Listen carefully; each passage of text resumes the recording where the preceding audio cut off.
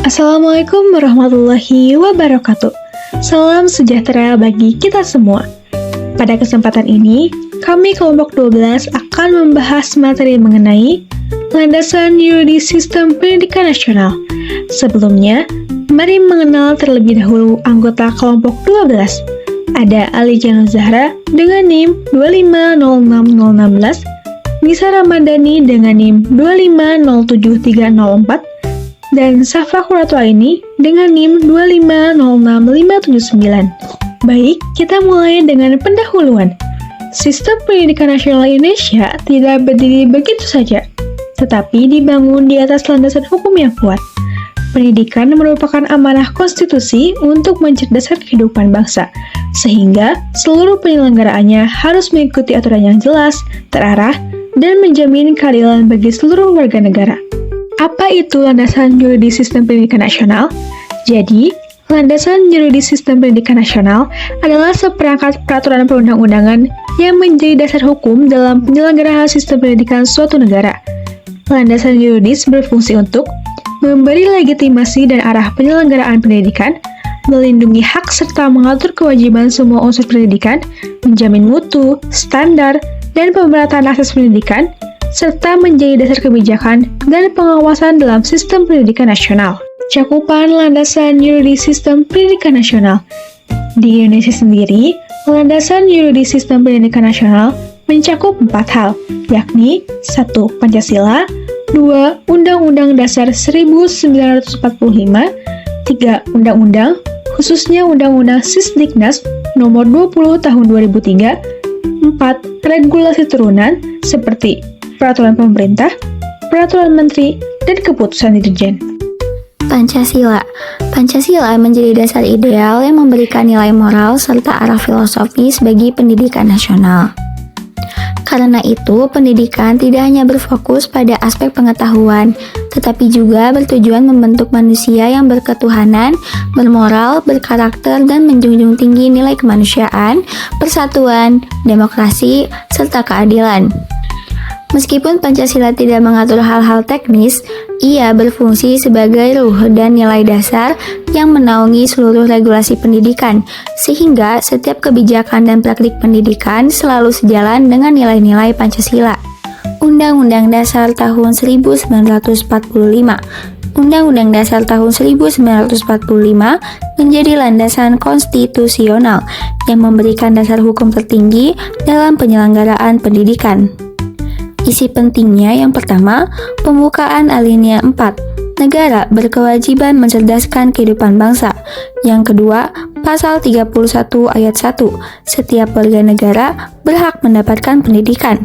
Yang ketiga, pasal 31 ayat 2. Negara wajib membiayai pendidikan dasar. Pasal 31 ayat 3. Pemerintah penyelenggarakan satu sistem pendidikan nasional. Dan yang terakhir, pasal 32. Pendidikan berkaitan erat dengan kebudayaan nasional. Undang-Undang Sisdiknas, Undang-Undang Nomor 20 Tahun 2003.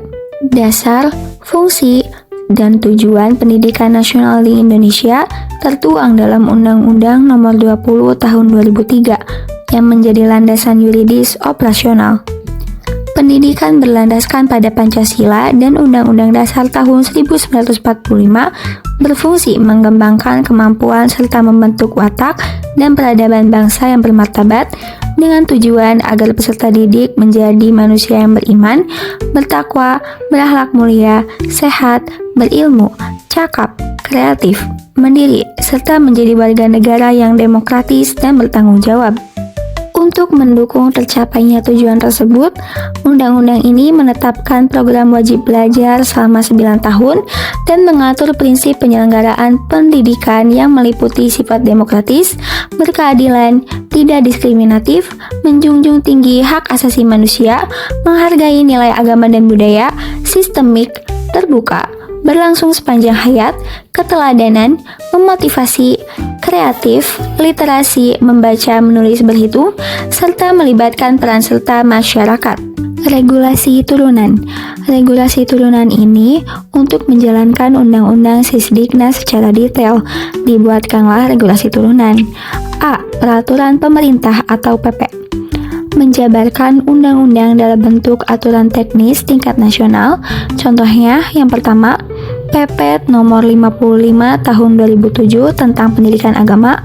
Yang kedua, PP nomor 57 tahun 2021 tentang standar nasional pendidikan. Yang terakhir, yang ketiga, PP nomor 17 tahun 2010 tentang penyelenggaraan pendidikan. B. Peraturan Menteri atau Permen mengatur pelaksanaan pendidikan secara operasional di sekolah. Contohnya, Permendiknas nomor 70 tahun 2009 tentang pendidikan inklusif, lalu Permendikbud nomor 23 tahun 2016 tentang penilaian hasil belajar. C. Keputusan Dirjen. Aturan paling teknis berupa petunjuk teknis atau juknis atau pedoman implementasi. Contohnya, Kepdirjen tentang implementasi kurikulum merdeka, Kepdirjen tentang PPG, dan kompetensi guru. Hak dan kewajiban dalam pendidikan. Untuk menjaga keseimbangan dalam penyelenggaraan pendidikan, beberapa unsur memiliki hak dan kewajiban yang berbeda. Warga negara berhak memperoleh pendidikan bermutu tanpa diskriminasi dan berkewajiban mengikuti pendidikan dasar. Orang tua berhak memilih sekolah serta mendapat informasi tentang perkembangan anak, namun wajib memberikan pendidikan dasar dan mendukung proses belajar. Masyarakat berhak berpartisipasi dalam pengembangan pendidikan sekaligus berkewajiban membantu penyelenggaraannya. Sementara itu, pemerintah berhak mengatur dan mengawasi pendidikan, serta wajib menjamin pemerataan akses, menyediakan pendanaan minimal 20% dari APBN atau APBD, dan memastikan mutu serta kelayakan sarana pendidikan. Jalur, jenjang, satuan, dan jenis pendidikan. Jalur pendidikan itu ada 3, yaitu formal, informal, dan non-formal. Untuk jenjang pendidikannya sendiri ada pendidikan anak usia dini atau PAUD, pendidikan dasar SD dan SMP, dan pendidikan menengah SMA dan SMK, serta pendidikan tinggi. Satuan pendidikan itu ada sekolah, madrasah, PKBM, pesantren, dan perguruan tinggi. Untuk jenis pendidikan itu ada umum, kejuruan, profesi, vokasi, agama, dan khusus. Tantangan implementasi. Untuk mewujudkan sistem pendidikan nasional yang sesuai landasan hukum, berbagai tantangan masih muncul di lapangan. Tantangan ini menjadi hambatan utama dalam mencapai pemerataan dan mutu pendidikan yang ideal.